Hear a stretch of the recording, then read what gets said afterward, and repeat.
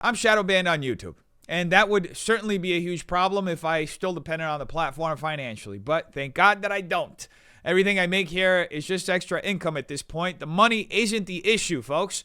The issue is that YouTube is once again silencing different voices. Now, for those of you who followed my journey, you know that around 2022, I started distancing myself from the left. It coincided with me opening my comedy club, breaking away from, your typical leftist orthodoxies, doing edgier jokes, and refusing to constantly self-flagellate as a so-called white-passing male. My skin tone always outweighed my Latino background in the eyes of the left, and I just got tired of it. I got tired of acquiescing to every demand, constantly readjusting for the endless pronouns and every new expectation from the trans and the LGBT community. None of it made sense to me or to my faith. At the time, I wasn't comfortable speaking publicly about my faith, but I've always been a person of great faith. I literally worked for the Catholic Church for 3 to 4 years when I lived in New York back in 2013 and 2016. Now, at one point, because my empathy was weaponized against me, I felt I had to accept things that I knew were wrong. But especially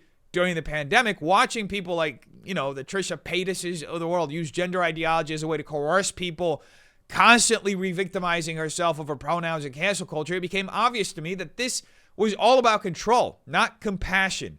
So in 2022, I started breaking from that because I felt constrained. I didn't feel like myself. I felt like I had to accept all these ideas that made no sense to me. I'd always been more moderate, but I found myself locked into an audience that leaned left and sometimes even far left, and it didn't fit me.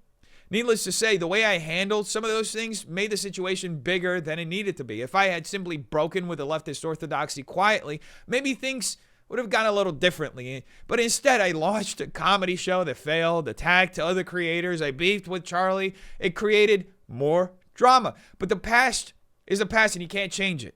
What matters is that ever since then, I've steadily grown more comfortable expressing my true point of view online. And by 2023, I publicly endorsed Trump for the first time, posting pictures and videos on my side channel discussing this. For those who didn't know that part of my journey, now you do. So here's what I've noticed since all of that change happened. The more I've spoken openly from my conservative perspective, the less my videos have been suggested or recommended on YouTube. My analytics show it clearly. My videos barely get pushed. I have tens of thousands of subscribers with notifications turned on, all notifications turned on, but less than 1% receives them.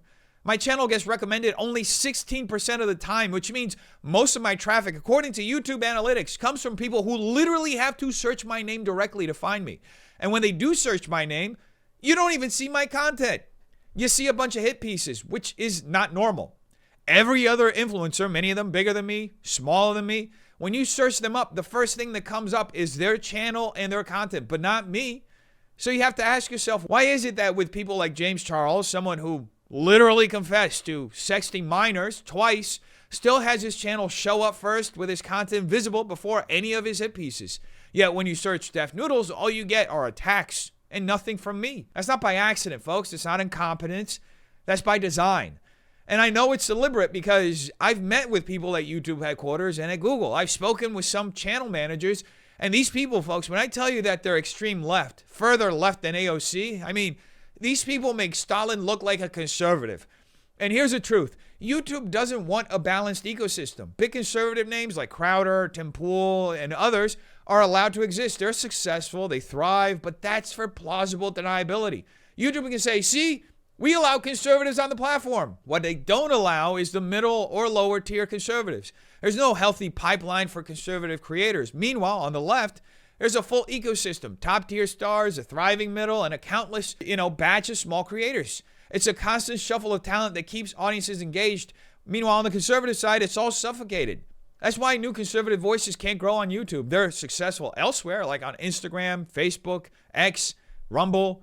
On YouTube, they're dead in the water. Not because their content is bad, but because the algorithm strangles them.